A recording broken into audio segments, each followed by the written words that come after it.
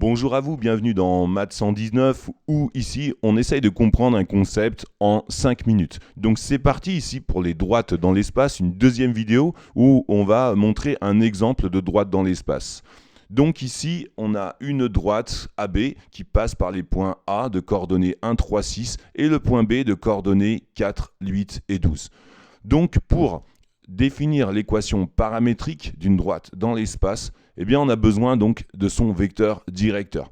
Ici, on va prendre comme vecteur directeur, donc le vecteur qui donne la direction de cette droite, on va prendre le vecteur AB. Puisque pour définir une droite, on a besoin de son vecteur directeur et d'un point passant par cette droite. Donc le point ici, on aura l'embarras du choix, on pourra prendre A ou B. Et puis par la suite, on verra qu'on peut prendre tout autre point de cette droite. Donc ici, le vecteur AB, eh bien, c'est tout simplement 4 moins 1, ça fait 3, 8 moins 3 qui donne 5 et 12 moins 6 qui donne 6. Donc ici, on a les composantes de notre vecteur directeur de notre droite AB. Donc après, il nous suffit de rappeler la forme générique d'une droite paramétrique dans l'espace à 3 coordonnées, x, y et z. Ça, ce sont les coordonnées d'un point quelconque de notre droite, est égal à xa plus YA plus ZA, plus K fois UX, K fois Y, K fois UZ. Où K est un réel quelconque, qui peut être égal à pi, moins 127, ou ce que vous voulez. Et UX, UY, UZ sont les composantes de mon vecteur directeur AB. Donc que je remplace ici par 3, 5 et 6. Si vous avez encore des difficultés à comprendre, je vous propose d'aller voir ma première vidéo sur les droites paramétriques dans l'espace, où j'explique en détail cette équation.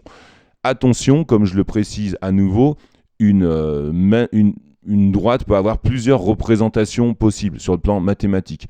C'est ce qu'on va voir tout de suite ici. Supposons, on a ici la droite D, en fait. On voit qu'elle a deux représentations distinctes, mais en fait, ça renvoie à la même droite. Notamment, elle passe par le point 1, 3, 6.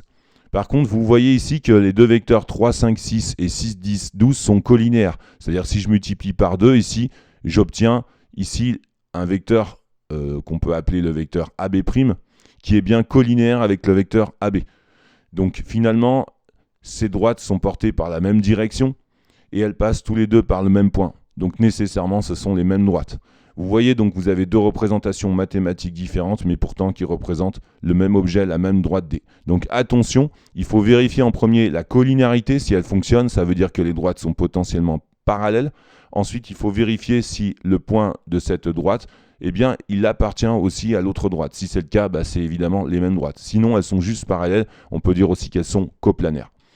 Voilà, si cette vidéo vous a plu, mettez un petit pouce bleu, n'hésitez pas à vous abonner à la chaîne et je vous dis à tout de suite pour d'autres vidéos sur Maths 119.